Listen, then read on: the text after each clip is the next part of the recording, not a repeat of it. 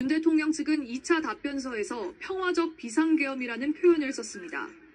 계엄군이 국회 유리창을 깨고 진입한 건 오로지 흥분한 군중들에 의한 안전사고나 유혈 상황을 막으려던 것이라고 했습니다.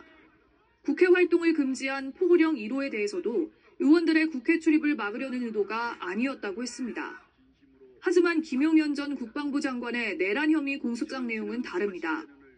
윤 대통령이 총과 도끼로 문을 부수고서라도 국회로 들어가 국회의원들을 다 끄집어내라고 지시했다는 내용이 담겨 있습니다. 국회에 들어가려는 의원들을 포고령 위반으로 체포할 것도 지시했다고 했습니다. 윤 대통령 측은 또 포고령 1호는 김 전 장관이 예전 군사정권 때 포고령을 잘못 뺏겨 쓴 것이라며 표현이 미숙했다고 했습니다. 하지만 정부 수립 이후 선포된 10여 차례 계엄 가운데 국회와 의회, 정당의 활동을 금지한 포고령은 없는 것으로 확인됐습니다.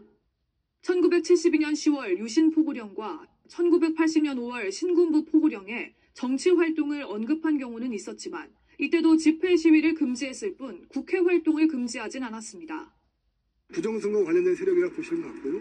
그러한 세력들이 정치활동을 매개로 국회를 장악을 해서 무력화시키는 이 현상, 그래서 정치활동을 금지한다 이런 취지였습니다.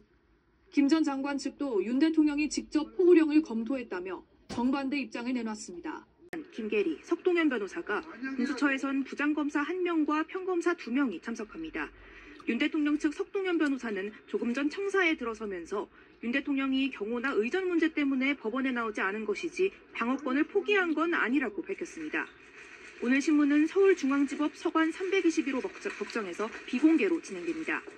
형사 32단독 소준섭 판사가 신문을 맡는데 소 판사는 지난 7일 김용현 전 국방부 장관이 일반인 접견과 편지 수발신 금지 조치를 풀어달라고 제기한 준항고를 기각한 바 있습니다.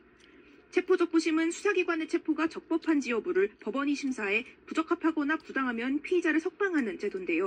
법원은 청구서가 접수된 때부터 48시간 이내에 피의자를 신문해야 합니다. 체포 절차가 정당한지에 대해 판사가 피의자를 신문하고 이후 공수처 검사와 변호인 등이 의견을 진술할 수 있습니다. 법원은 공수처에 수사 기록을 요청하고 심사가 끝나면 다시 자료를 공수처에 반환하는데 그 시간은 체포기한인 48시간에서 제외됩니다.